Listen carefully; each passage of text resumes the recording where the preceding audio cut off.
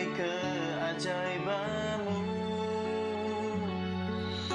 di setiap langkah hidupku, penyertaanmu. Ya, shalom saudara. Kita ketemu lagi saudara ya. Ini sudah menjelang Natal ya saudara ya. Nah saudara, hari ini saya ingin share dengan kita semuanya dari Kejadian pasal 3 saudara. Kejadian pasal 3 ayat 14 sampai 15. Saya akan bacakan untuk kita semuanya saudara. Lalu berfirmanlah Tuhan Allah kepada ular itu, "Karena engkau berbuat demikian, terkutuklah engkau di antara segala ternak dan di antara segala binatang hutan. Dengan perutmu lah engkau akan menjalar, dan debu tanahlah akan kau makan seumur hidupmu. Aku akan mengadakan permusuhan antara engkau dan perempuan ini, antara keturunanmu dan keturunannya. Keturunannya akan meremukkan kepalamu, dan engkau akan meremukkan tumitnya." Saudara, ini peristiwa waktu manusia jatuh dalam dosa ya saudara ya. Kalau kita perhatikan di ayat-ayat sebelumnya, Adam sama Hawa itu masih ditanya saudara. Kenapa kok kamu lakukan ini? Ya kan? Masih ditanya semua. Tapi ular ini nggak ada ditanya sama sekali saudara. Langsung Tuhan jatuhkan hukuman buat ular ini. Nggak pakai ditanya-tanya. Kamu ya seumur hidup, selamanya engkau akan merayap, ceritanya gitu saudara. Engkau akan makan debu, kan gitu. Engkau akan menjalar, ya kan, dengan perutmu. Dibilang kayak gitu saudara sama Tuhan. Terus singkat cerita, dah ular dihukum. Dia tahu pasti nanti nasibnya dia gimana saudara. Dia sudah tahu pasti nasibnya dia bagaimana. Tapi ya sudah, waktu tetap berjalan ya. Makanya Tuhan bilang, "Aku akan mengadakan permusuhan antara engkau dengan perempuan ini, antara keturunanmu dan keturunannya." Ya, kemudian ini langsung berubah saudara, keturunannya ya akan meremukkan kepalamu, dan engkau akan meremukkan tumitnya. Ini jadi singular atau kata-kata bermakna tunggal. Keturunannya itu maknanya tunggal, akan meremukkan kepalamu yang maknanya tunggal juga. Dan engkau yang maknanya tunggal akan meremukkan tumitnya yang maknanya tunggal juga. Jadi dari perseteruan yang sifatnya ini masif saudara, itu berubah jadi perseteruan yang sifatnya sangat pribadi antara Tuhan dengan iblis. Nah saudara, seorang bapak gereja bernama Irenaeus saudara ya, dia bilang gini, dalam hukuman ini saudara, dalam hukuman ini itu ada sebuah kabar sukacita yang bercerita tentang makna penebusan. Inilah yang dinamakan proto-evangelium. Jadi disinilah Injil pertama kali, kabar sukacita itu pertama kali itu disampaikan. Nah, waktu itu Adam dan Hawa juga penulis kitab ini, bahkan Musa waktu itu, sepanjang zaman waktu itu masih belum ngerti maksudnya ini apa. Mereka cuma terima janji tapi nggak ngerti ini maksudnya apa sebenarnya. Kenapa kok sampai ada janji, "Aku akan mengadakan permusuhan antara engkau dan perempuan ini, antara keturunanmu dan keturunannya. Keturunannya akan meremukkan kepalamu dan kau akan meremukkan tumitnya." Ini maksudnya apa? Mereka nggak tahu. Ya cuma diterima aja janjinya saudara. Tapi pada akhirnya itu digenapi lewat apa? Lewat kelahiran Yesus dan pengorbanan Yesus. Nah saudara, kalau kita lihat dalam hukuman ini, sebenarnya ada yang namanya permusuhan yang sangat kentara. Kalau kita lihat di ayat 14 saudara, ini menunjukkan ada satu gambaran, saudara, akan kekalahan dan rasa malunya ular. Dibilang, dengan perutmu engkau akan menjalar dan debu tanah akan kau makan seumur hidupmu. Jadi karena dia menjalar, saudara, ya debu tanah itu masuk terus ke mulutnya. Itu tanda satu kekalahan dan rasa malu. Seterusnya dia akan mengalami rasa malu. Jadi iblis ini, saudara, sudah ditentukan nasibnya. Selama-lamanya engkau akan mengalami kekalahan. Selama-lamanya engkau sebenarnya akan mengalami rasa malu. Dibilang gitu. Nah, di ayat 15. Nah ini, aku akan mengadakan permusuhan. Mengadakan permusuhan. Yang namanya mengadakan permusuhan. Mengadakan ini artinya dia sebenarnya bukan cuma mengadakan, ya udahlah kita musuhan. Enggak, saudara. Tapi dia menunjukkan satu ekspresi bermusuhan. Sementara permusuhan sendiri itu dari bahasa Ibrani ebah. Artinya sebuah keadaan atau perasaan yang secara aktif dia bermusuhan kepada seseorang atau sesuatu. Nah, kalau ini dibilang mengadakan permusuhan, artinya ini menunjukkan ada dendam kesumat, saudara, yang sangat berdarah, yang sangat mendalam di dalam hati. Aku akan mengadakan permusuhan mulai sekarang, mulai detik ini. Akan ada permusuhan, akan muncul ekspresi-ekspresi permusuhan, akan terbagi dua antara Tuhan dengan anak-anaknya dan iblis dengan pengikutnya. Seumur hidup, selama-lamanya itu akan ada permusuhan, ya, akan ada permusuhan terus-menerus, baik jahat. Orang-orang yang mengikut Tuhan, orang-orang yang memuja iblis. Apapun bentuknya, sekalipun itu kelihatannya baik, tapi kalau dia memuja iblis, ya tetap aja dia memuja iblis. Dia memusuhi Tuhan. Nah, artinya gini, saudara. Saudara, meskipun iblis ini sebenarnya sudah ditentukan nasibnya, sudah pasti dia dikalahkan. Ya. Sudah pasti dia dikalahkan. Sudah pasti dia akan mengalami rasa malu. Tapi pergumulan dan permusuhan, pertentangan, saling melukai, itu akan terus ada antara Tuhan dengan anak-anaknya, dengan iblis dan para pengikutnya sepanjang zaman. Ada luka, ada duka, ada frustasi, ada macam-macam, saudara. Ini sebuah perang akbar sepanjang zaman. Jadi sekalipun iblis itu sudah pasti nasibnya, tapi sama Tuhan tetap diizinkan. Apakah Tuhan bisa langsung aja manusia ditebus sajalah, atau udah diganti semua aja? Saya yakin Tuhan tuh bisa, saudara. Tapi Tuhan gak mau lakukan itu. Manusia tuh ciptaannya diciptakan serupa dan segambar dengannya. Tuhan ingin kita ini melihat, manusia ini melihat betapa merusaknya dosa itu. Dan betapa manusia waktu jatuh dalam dosa, mereka tidak bisa menebus dirinya sendiri. Mereka tidak bisa menolong dirinya sendiri. Waktu mereka ada dalam pergumulan, waktu mereka ada dalam pertentangan dengan iblis, mereka tidak bisa menolong dirinya sendiri. Mereka cuma butuh Tuhan. Satu aja yang mereka butuh, Tuhan yang mereka butuh. Tuhan ingin manusia tuh mengerti bahwa mereka membutuhkan kasih karunia itu. Adam, saudara, kalau kita lihat, saudara, Adam dan Hawa, kalau kita lihat di ayat-ayat sebelumnya, dia waktu makan pertama, saudara, waktu diskusi pertama kali, saudara, sama Hawa, dan Hawa diskusi sama ular waktu itu. Diskusinya tuh liar sekali, saudara. Diskusinya tuh liar sekali, pikiran-pikirannya liar sekali. Mulai mempertentangkan Tuhan, mulai punya keinginan memberontak, mulai kesombongannya keluar, arogansinya keluar.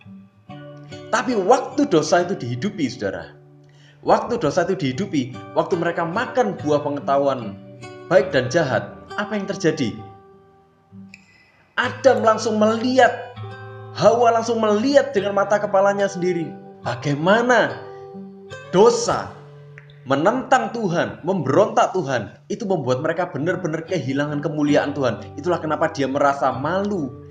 Kenapa dia merasa malu? Karena dia tahu dia tidak bisa dipercaya. Karena dia tahu dia sudah mengkhianati Tuhan. Dia merasa bersalah, itulah kenapa dia malu, itulah kenapa dia sembunyi. Tapi Tuhan tetap tanya sama dia, kenapa Adam? Adam, di mana kamu? Ya kan? Apa Tuhan nggak tahu Adam di mana? Tuhan tahu pasti Adam ada di mana. Tapi Tuhan tetap tanya, kenapa? Tuhan sedang membuka satu kesadaran. Ini loh, kamu berdosa dan akibatmu berdosa ini bagaimana? Pada akhirnya kamu terpisah dengan Tuhan. Pada akhirnya kamu binasa. Dan Adam menyadari itu pada akhirnya, saudara. Tapi sekalipun dia menyadari, ini sifatnya manusia. Coba lihat, saudara ya. Adam, apa yang terjadi? Dia ngeles ke sana ke sini. Ya kan, dia salahkan Hawa. Hawa waktu dituduh dia ngeles juga. Itu sifatnya manusia. Ngeles ke sana kemari. Dia tahu dia berdosa, tapi dia gak mau bertanggung jawab atas dosa-dosanya. Kenapa? Karena manusia sebenarnya tahu di dalam hatinya tidak ada yang bisa dia lakukan untuk menebus dosa-dosanya sendiri. Karena dosa-dosanya ini sudah terlalu begitu dia berdosa, akibatnya itu sangat mendalam. Kenapa? Dia terpisah dari Tuhan. Dan keterpisahan dari Tuhan itu artinya kebinasaan. Di situ manusia tahu dosa-dosanya, tapi tahu juga akhirnya ya itu yang terjadi, terpisah. Nah, saudara, Tuhan kemudian mengadakan permusuhan. Untuk apa Tuhan mengadakan permusuhan?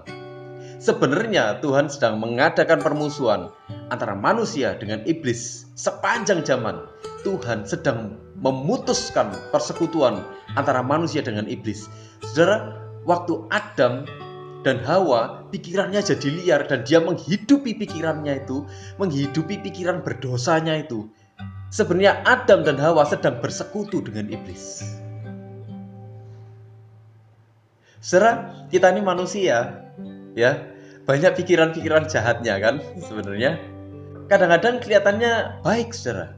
Manusia kelihatannya baik, tapi di dalam hatinya, di dalam hati yang paling dalam, di dalam pikirannya itu liar sekali. Ada pikiran-pikiran jahat berseliweran terus-menerus, saudara. Ya kan, bagaimana caranya membalas, bagaimana caranya menjatuhkan, bagaimana caranya berbuat licik. Ya kan? Itu persekutuan-persekutuan dengan iblis yang dipelihara waktu itu oleh Adam.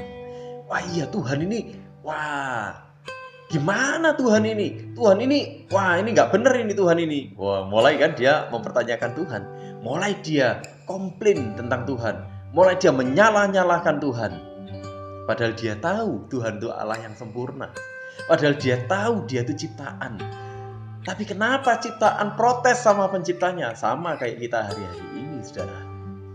Kita selalu protes sama pencipta, ya kan? Keadaan tidak ideal.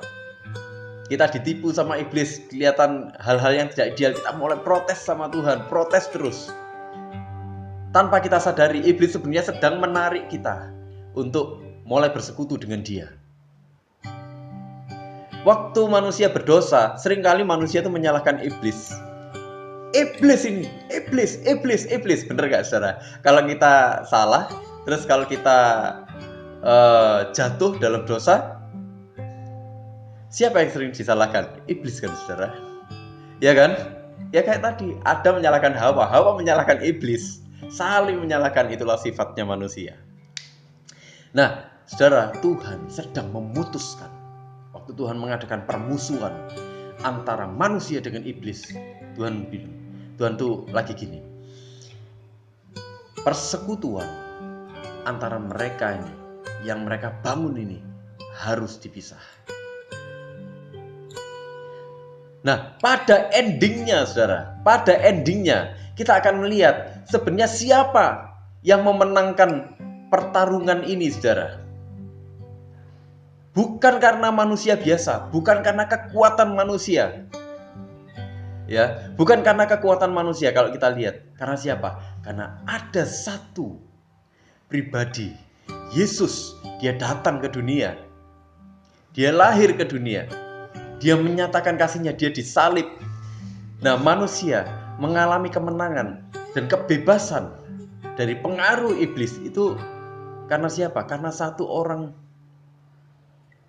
Yesus. Ya kan, itulah kenapa di ayat 15 dibilang, aku akan mengadakan permusuhan antara engkau dan perempuan ini, antara keturunanmu dan keturunannya. Kemudian ini, keturunannya, ya, ini tunggal, akan meremukkan kepalamu dan engkau akan meremukkan tumitnya. Engkau ini siapa? Keturunannya ini siapa? Keturunannya ini sebenarnya sedang menunjuk kepada Mesias, saudara. Keturunannya, sang Mesias itu akan meremukkan kepalamu, akan mengalahkan engkau. Ya, jadi ini meremukkan ini jadi kayak menghantam gitu, saudara, menghantam. Dan engkau akan meremukkan tumitnya, engkau akan memagut tumitnya, menggigit tumitnya. Tapi sang Mesias itu membuktikan kemenangannya lewat apa? Waktu dia dipagut tumitnya, dia mati. Tapi karena dia tidak berdosa, dia bangkit. Ya kan? Karena dia Allah yang suci, dia Allah yang kudus, dia bangkit dalam kemenangan karena dia mengalahkan maut, mengalahkan sengatnya iblis. Disitulah pengaruhnya iblis, kuasanya iblis benar-benar dikalahkan. Tuhan menang dengan sempurna.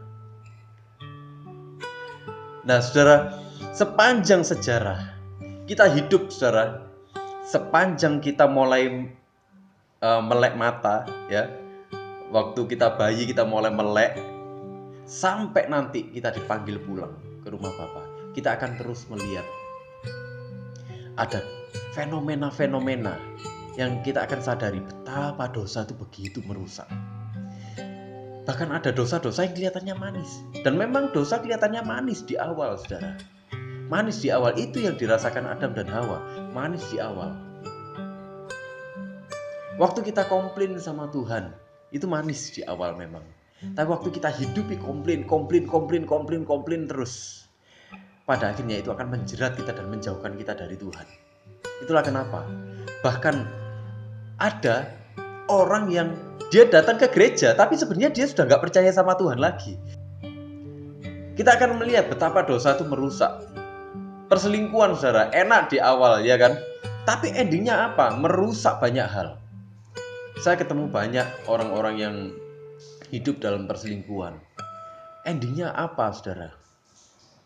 Awalnya mereka cari enak, cari sensasi yang berbeda. Tapi endingnya sebenarnya apa? Hidupnya rusak semua.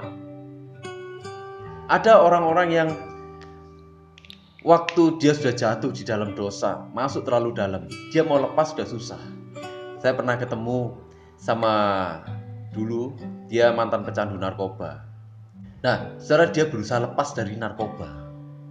Waktu itu, dia berusaha lepas dari narkoba. Saudara, giginya itu sampai rusak semua waktu itu. Saya lihat. Saudara, tahu apa yang membuat dia pada akhirnya kuat untuk benar-benar lepas dari narkoba? Karena Tuhan jamah hatinya. Suatu saat kita berdoa sama-sama, saudara, apa yang terjadi? Tuhan jamah dia dan dia nangis luar biasa. Dia bilang, gak pernah dia merasakan kasih yang seperti itu yang dia rasakan hari itu. Itu yang membuat dia kuat untuk lepas dari narkoba. Saudara, dalam sepanjang sejarah kita akan melihat betapa merusaknya dosa. Tapi sepanjang sejarah juga kita akan melihat betapa kasih karunia mampu mengatasi itu semua. Amin, saudara.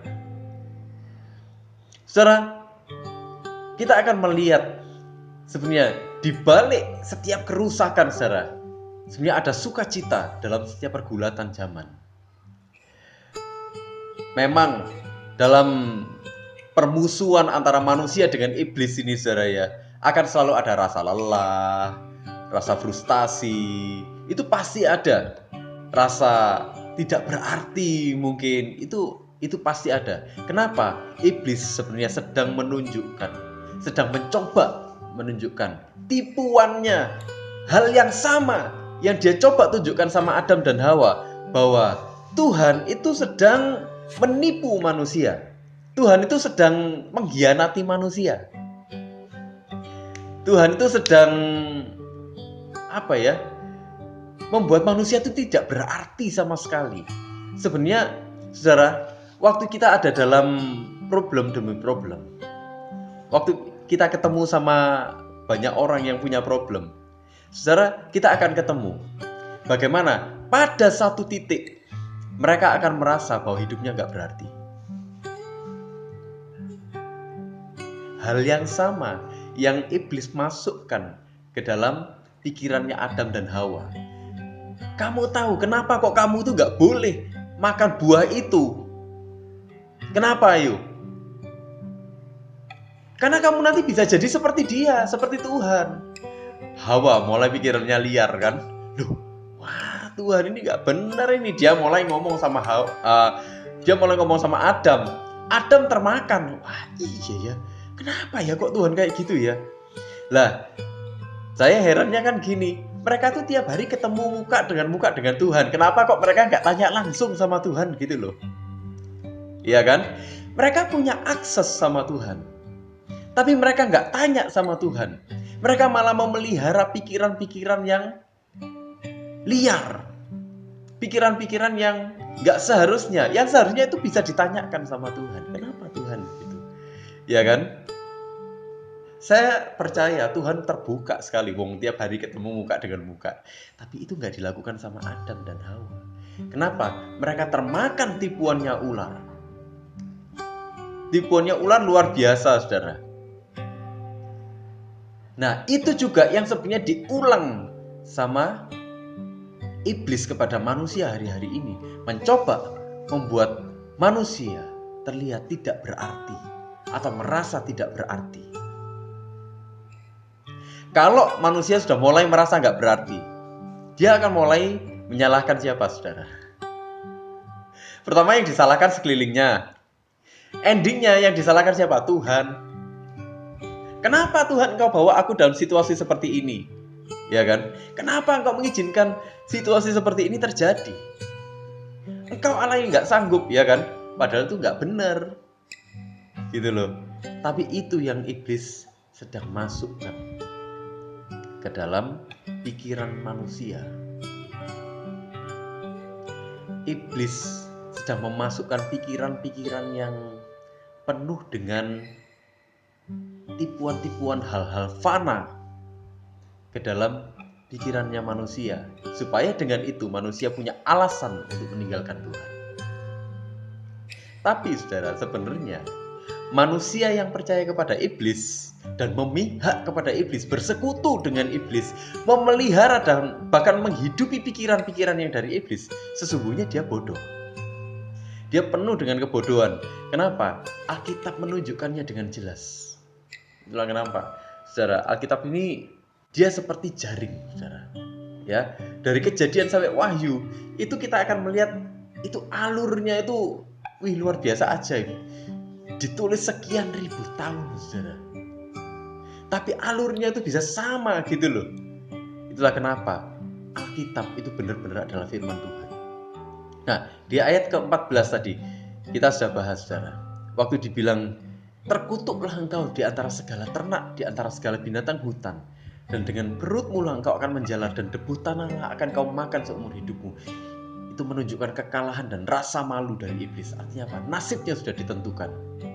Di ayat 15 pun dibilang, aku akan mengadakan permusuhan antara engkau dan perempuan ini, antara keturunanmu dan keturunannya. Keturunannya akan meremukkan kepalamu dan engkau akan meremukkan tumitnya. Menunjukkan nasib iblis itu sudah ditentukan. Nasib iblis itu bukan gak diketahui. Saat itu, saudara, di depan semua makhluk, nasibnya iblis ditentukan. Sudah. Iblis, nasibmu akan seperti ini. Nah, kalau ada orang dia masih percaya sama iblis, percaya sama hal-hal yang begituan yang dari iblis gitu, saudara ya. Hal-hal yang berhubungan dengan iblis, sebenarnya itu adalah sebuah kebodohan. Kenapa? Saudara, sekeras apapun iblis berjuang, saudara, dia mungkin membuat manusia itu merasa berarti dengan menentang Tuhan dan sebagainya. Dia memberikan rasa enak, rasa nyaman di dunia ini. Tapi Alkitab sudah menunjukkan, Tuhan bilang, perjuangannya tidak akan memenangkan apapun. Sekeras apapun kamu berjuang di dibilang gitu, iblis, engkau tidak akan memenangkan apapun sebenarnya. Nah itu. Jadi saudara, hari-hari ini kalau kita mulai merasa nggak berarti, kalau kita mungkin merasa terlalu berat, saudara, iblis sudah mulai berusaha menipu kita sama seperti dia berusaha menipu Adam dan Hawa. Endingnya apa? Ya kan? Alkitab sedang menunjukkan sukacita terbesar manusia itu karya penebusan Tuhan. Kenapa? Karena dengan karya penebusan itu manusia itu kembali kepada kodratnya. Kenapa kok manusia bisa kembali kepada kodratnya? Karena manusia kembali kepada hubungan yang normal dengan Tuhan, hubungan yang sesungguhnya, hubungan yang seharusnya dengan Tuhan, hubungan yang punya dimensi kekekalan dengan Tuhan. Karena manusia sebenarnya diciptakan untuk perspektif kekekalan. Manusia bukan diciptakan sekedar diciptakan habis itu ditiadakan, enggak. Manusia diciptakan dalam perspektif kekekalan. Itulah kenapa waktu manusia jatuh dalam dosa, manusia ditebus oleh Tuhan. Dan sekian ribu tahun menuju penebusan. Dan bahkan sampai hari ini kita melihat iblis terus berusaha main-main. Tapi kita juga bisa melihat bagaimana iblis dikalahkan. Saudara, hati-hati dengan yang namanya kepahitan dengan Tuhan, ya kan? Saudara, itulah yang terjadi pada Adam dan Hawa sebenarnya, yaitu jebakannya iblis. Tapi saudara, percayalah bahwa Tuhan akan memberikan kita kekuatan.